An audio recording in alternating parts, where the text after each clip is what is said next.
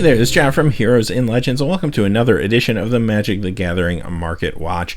As always, we're going to look at the hot and cold cards in Standard and in Modern, and this week you're going to see there's a little bit of a trend due to some of the Oath of the Gatewatch Leaks. Not a huge impact, but a couple of cards that are on the list. First, let's look at cards in Standard that are cold right now, and you're going to see a trend. This is the third week in a row where you're going to see a lot of very strong, very playable Standard cards that are just losing value. We're in this weird in-between period right now. Oath of the Gatewatch will come out in about a month, so people aren't trying to build a new Standard decks necessarily. They're sticking with what they have in case there's some major changes, and the folks that have their decks have their decks. They're not out there trying to pick up a lot of cards.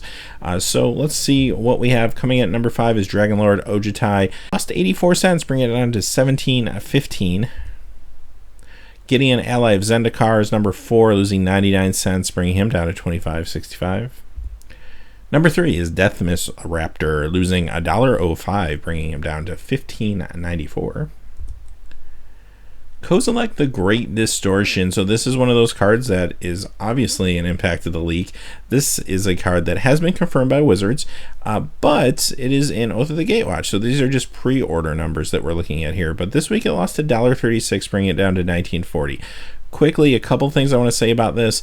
Number 1, I think it maybe just went down a little bit, even though it was confirmed to be real. So far, we haven't seen a whole lot of other great, like, cool ramp or cool Eldrazi cards yet in the new set. So I think people are waiting to see those before they hop on pre-ordering this. Secondly, my advice is never ever pre-order cards before the set comes out. The prices are always going to be inflated. The only exception to the rule is if you have a major tournament you need to play in, like a Star City Games Open or something that's the week of the set release or right after the set release, then you may have no choice. Other than that, don't buy these things until the set's released. The prices will come down. And coming in at number 1 is Nissa Vastwood Seer, losing $1.61, bringing her down to $20.24. Alright, so what cards are hot right now in Standard? And much like we saw in the last couple weeks, some of these cards are hot not because they're great Standard cards, but because they're good Modern or Legacy cards.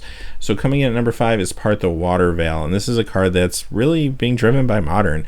There's a deck in Modern called Extra Turns, which uses this, and it's a kind of a fringe deck. It has had a little bit of success, but hasn't been overwhelmingly successful. So I don't expect this to go up too much more, but still, it's only a $2 card, going up 19 cents. Number 4 is Infinite Obliteration. It's gone up 28 cents to $1.47. Very good sideboard card right now in Standard. Number 3 is Ugin the Spirit Dragon. It's gone up 35 cents to $42.74. Now, this is a very popular card right now in Standard. Very, very playable in a lot of decks. But the reason I think it's still gaining momentum is because we're already seeing that Oath is going to have a very colorless matters theme. At least some of the cards will. So I think there's still a lot of people that not only want this to play today, but are speculating that this will still be good after Oath of the Gatewatch comes out. Number 2 is Monastery Mentor, and this has gone up 42 cents to $16.56. This is being driven a lot by Legacy. I've seen this in some Modern decks, but Legacy, and I've even seen this in Vintage decks, more so than Standard. Those are the formats that are driving this. And finally, number 1 is Painful Truths, going up 75 cents to $1.80. This has seen the most success in Legacy. This is where this card is seemingly landing right now. Alright, let's look at Modern. So what are the top 5 cards that lost value in Modern this week? I will tell you, there's not a whole lot of rhyme or reason here.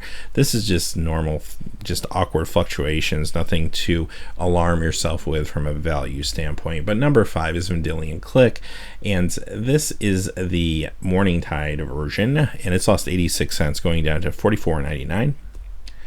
Number 4 is Glimmervoid, Modern Masters version, losing 89 cents, going down to $33.78.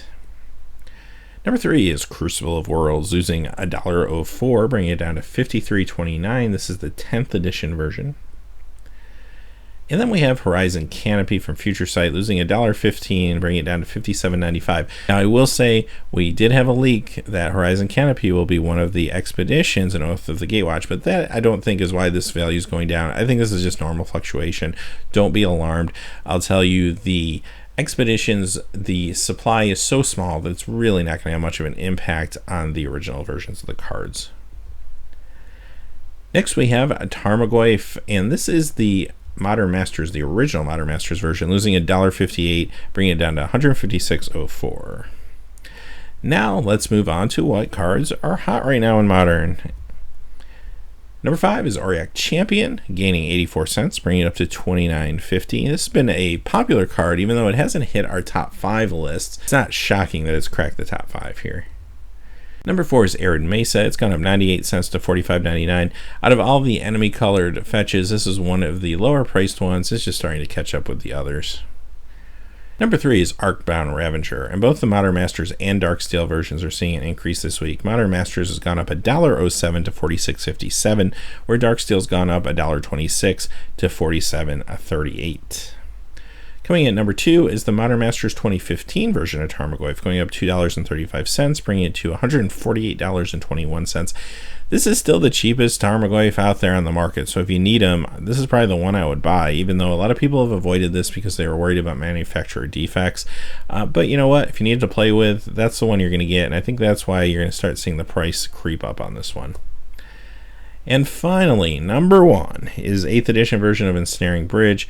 This has gone up $16.85 this week, bringing it up to $42. And let me tell you, this is a buyout. I have no doubt in my mind that somebody is speculating and purchasing copies of this card at a very high rate, and that's creating an artificial demand for it. That's why you saw a huge price jump like this.